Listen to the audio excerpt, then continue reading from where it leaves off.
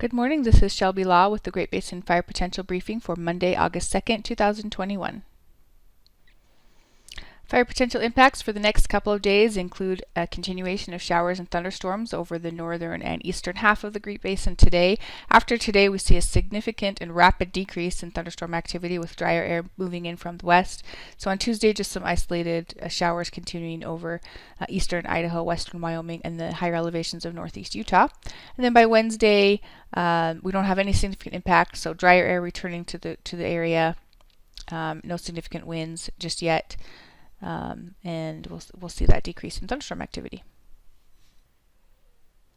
The smoke begins to return to the Great Basin starting this afternoon, with smoke filtering back into the northern portions, especially central and western Idaho. And then by Tuesday, we'll see some of that smoke filtering into northern Utah and western Wyoming. Weather for the past 24 hours is shown here with precip on the left, lightning on the right. We had a very active day for showers and thunderstorms for many areas across the Great Basin, especially northeast Nevada, all of Utah, and southern and central Idaho. Light initial attack was observed yesterday with a few new fires popping up over Utah and a couple on the Basin National Forest there. Otherwise, generally a quiet day with the high humidities and showers. Precipitation for the past 14 days is shown here with inches on the left and percent of normal on the right.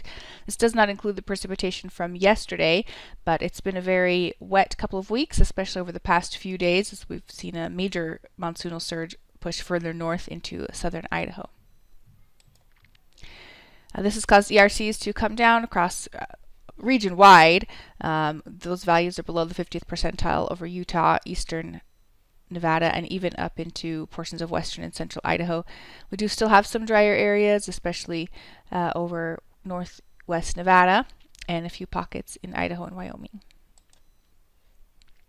Taking a closer look at some of our areas, the mountains of northern Utah have really taken a sharp decrease over the past week or so, and those values are below normal for the time of year. And then, of course, down south as well, those values are much below normal for the time of year and significantly lower than where we were this time last year. The satellite imagery for this morning shows a fair amount of moisture still in place over Idaho, northern and central Utah, and western Wyoming, as the ridge builds a little bit further northward into the Great Basin. So for this afternoon, still expecting another round of showers and thunderstorms across the north and east. And our dryness levels are green across almost the entire Great Basin. Another image here showing where we're expecting to see those showers and thunderstorms today, especially over central and eastern Idaho, western Wyoming, and over much of the higher elevations of Utah. Minimum relative humidities are elevated again today across the central and eastern half of the area, but we're seeing the relative humidities drop pretty quickly across the west, down into the single digits across southern Nevada. On Tuesday, dry air further expands into the Great Basin with the moisture moving off to the east, so a significant decrease in thunderstorm activity for Tuesday with warming and drying region-wide. Really only a chance for some isolated showers and thunderstorms over far northeast Utah and western Wyoming on Tuesday.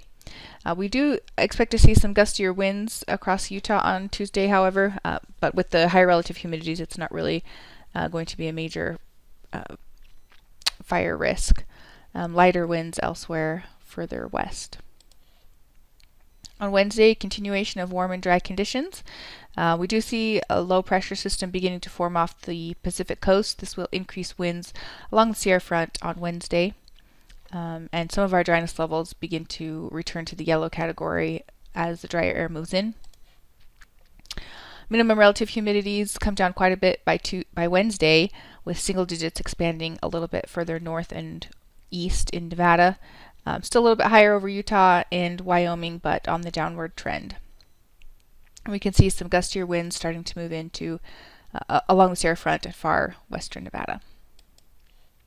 3-day precip totals show the precipitation we're expecting mainly just today before that moisture exits off to the east. On Thursday, the trough moves inland over the Pacific Northwest. This will bring a little bit of moisture into the central Idaho mountains. I don't know that we'll see much in the way of precipitation, but certainly possible a little bit further northward on our northern edge there. And then some increasing winds across the state of Nevada also on Thursday. On Friday, that low lifts off to the north, decreasing the winds, but allowing drier air to continue to move into Utah and Nevada with a slightly more moist air mass across Idaho, especially the northern mountains there. That low continues to move eastward on Saturday, keeping us in the same general weather pattern, dry westerly flow. And more of the same on Sunday. We may begin to see a little bit of moisture returning from the monsoon up into the very far southern tip of the Great Basin. Precip totals for the 7-day pretty much match what we're expecting in the short term, just mainly today with the remains of the current monsoonal surge, but we will see a better chance for continuation of some thunderstorms over the central Idaho mountains in that Wednesday to Thursday timeframe, possibly into Friday, as that low scoots across the north. The extended forecast for August 9th through the 15th is calling for above normal temperatures, especially over the Pacific Northwest, and below normal chances for precipitation. So we're going to be in a little bit of a drier pattern for a couple of weeks here going into the middle of August. And this concludes today's fire potential briefing. Please check back tomorrow for the latest updates.